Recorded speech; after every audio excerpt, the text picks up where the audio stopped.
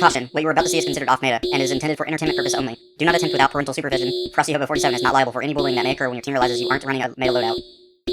Okay, so I start by showing off my loadout. I'm using Prometheus Spur, I'm using a high energy fire, charged with light build, Wither Horde, Posterity, and Commemoration.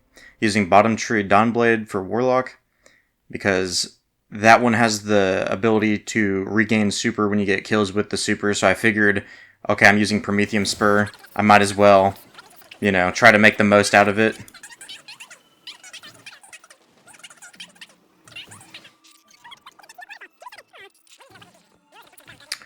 So I wouldn't call this a cheese, it's just, you're just running over there with your Sparrow, you're just skipping like a public space area, so I don't consider that like a cheese. I'd say that's the closest thing to cheese in this, I guess.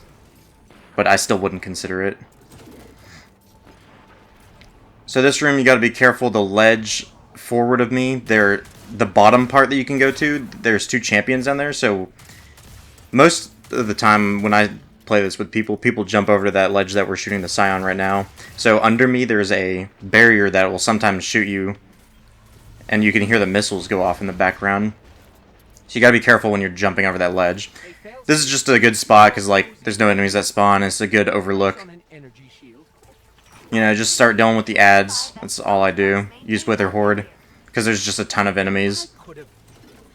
The champions here, there's an unstoppable right here, and as I said, a barrier and another unstoppable down there with the barrier as well. Sometimes they'll glitch and like teleport on that ledge over there. Like one time we saw two unstoppables over there attacking one of the barrier hobgoblins. You got the high ground, so you're pretty good here. Just watch out for those snipers, because if you have sniper resist, you can take one shot, but sometimes they'll both target you. Unstoppables don't regen health, so they're pretty easy to just kind of deal with over time. Barriers, on the other hand, you gotta focus them down pretty quickly, I guess, is the best way to put that. Like, from the moment you start attacking them, you have to finish them in that same time. If you're unaware, because I know a lot of people are, champions have these little, like, wings of darkness on them. When they go white, that means they're on cooldown, and once they flash back to black, that means they can be stunned. It's a visual indicator to know that they're able to have their anti-champion effect applied. And barriers, obviously, they do their barrier. It's pretty obvious when they do it. See, and down here, you gotta be careful, because if you want platinum, you could easily avoid these people. It's kind of funny that Bungie put them down there. Like, kind of a dick move, if you ask me. It's like, oh, we didn't notice these obscure-ass champions that we would never have noticed. It's like, that's keeping me from getting platinum. It's like, okay, why did those guys need to be there? I don't know what my team was doing here, jumping down. But as you can see, if you just stay on the top, it's actually good that both of them didn't die, because I didn't have anti-barrier this time, so killing that guy would have probably been nigh impossible. Butchers, they're melee units. They will, I think, one-shot you. Just, if you have cover like that, just stand on top of it. Here's two barriers and an unstoppable. Again, unstoppables don't heal. Most of this little, public space, I know it's not technically a public space because you need to be in the Strike to access this location, but that's kind of what it feels like. It's just like a public space. So this space is just kind of like, it's like the normal Strike. You can just try to breeze through it. Like, I just ride my Sparrow up here. Be careful of that pod that will hit you, so don't do what I did and go out of the crater. So here's the first super cast. I figured, there's a lot of enemies. I can use that trail that it leaves to get a bunch of super energy back from the kills. Maybe drop some healing and empowering rifts. Overall, this exotic, I mean, I don't know. I would say it's actually pretty bad to use it. Like, that's the first one of these off-meta Grandmasters. I would say that about the exotic. Like, I actually see no point in using this. Like, Phoenix Protocol, it at least, you get your grenade, you get your extra grenade, you get the empowering rift from the empowering weapons. Oh, sorry, not Phoenix Protocol. Starfire Protocol. I always get those names mixed up. Make good use of your time when you're dead. You know, clear your inventory so you're not sitting there at your postmaster later.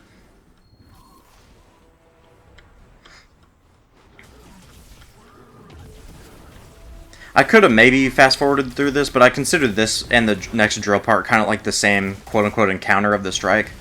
As I've been making these videos, I've actually started to kind of realize that Bungie sort of does a sort of like similar raid design as far as like, here's an encounter, here's a like jump puzzle, here's a traveling part. So like strikes are actually kind of put up in encounter styles, but they're not, it's not super obvious in like low level strikes because you just run through everything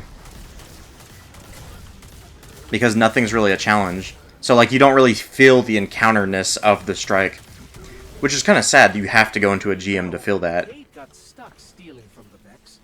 Why didn't that happen to the Red Legion? Calculating Red Legion similarity to the K6.000. You could probably run by these guys.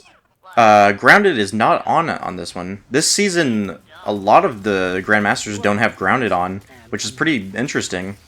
Because I think before, they almost all had them. I think the only one this season that doesn't have Grounded on is the Glassway. Make sure to use the second one, because that one on the right pushes you like right behind that little shield. So like you can't move to the right, you have to back up.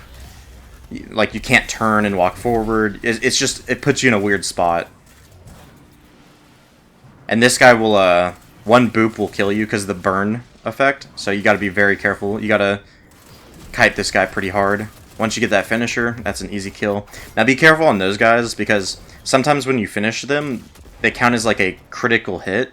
And their unit type, when they die to a critical hit from their pack, they blow up and do a burn effect. So if you finish them, sometimes they'll blow up and burn you to death. Because in the GM, that's enough damage to just kill you outright. Up here, you got to be very careful. I was telling him to watch out because if he died and I was down there, we couldn't revive him for the rest of the strike, to my knowledge. So the hard part right here, I guess, is getting down without that anti-barrier champion killing you. Because he's got that big photon cannon thing that like shoots through cover. And as thick as Texas. So you gotta be careful when you're falling down. These gladiators, again, they're very dangerous. Just kite them, jump around them and stuff. Finish them when they're available. When you start this, a bunch of enemy hordes come down. Now, an interesting thing, I don't know if they changed this from year one, but obviously in GMs, if you want to do Platinum, you have to kill all the champions. But in Vanilla D2, this used to be just a time-based portion of the strike. Like, usually they use, like, you have to stand in this position or kill the enemies to simulate sort of time. But in this, it's actually time-based, or it was. I don't know if it is anymore. But GMs, if you want Platinum, you obviously have to kill all the champions. Right here, here's the second use of the super. I actually do get used to the Prometheus Spur here, because I'm able to kill all these, like, really low-leveled enemies. And create some, healing rifts and empowering rifts. So it's good to, like, walk through the healing rift and, like, just start regaining your health. But, I don't know. These exotics are just, like, they're pretty bad. Like, I don't know what the intention of these exotics was supposed to be. I mean, I could see maybe in Crucible, but I feel like in Crucible, it's like if you use these to kill the enemy team, they're all dead. So, like, what are you healing from? Like, what are you using empowering rifts? I think an easy upgrade to these would be like your healing and empowering rifts do 50% of the other effect. So like if you have a healing rift, you do 50% of an empowering rift with your rifts as well as the super thing.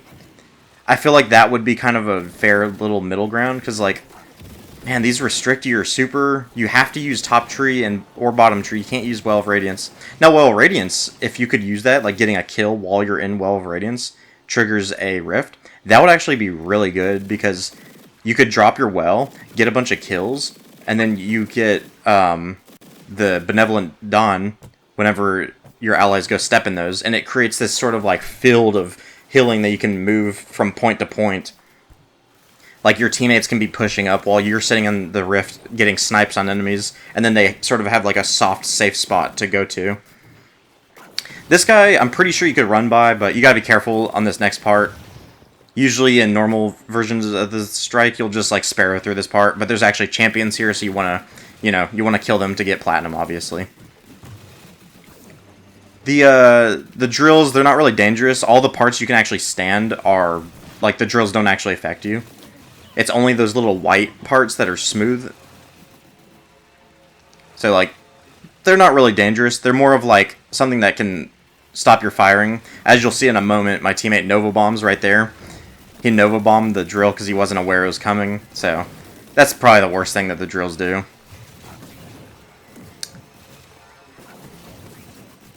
Ooh. I was looking for the heavy that I saw spawned, and I just couldn't find it. I assume it got knocked off the map into the pit. And then you get into the boss room. Now, the boss is one of the easier things in this strike, surprisingly.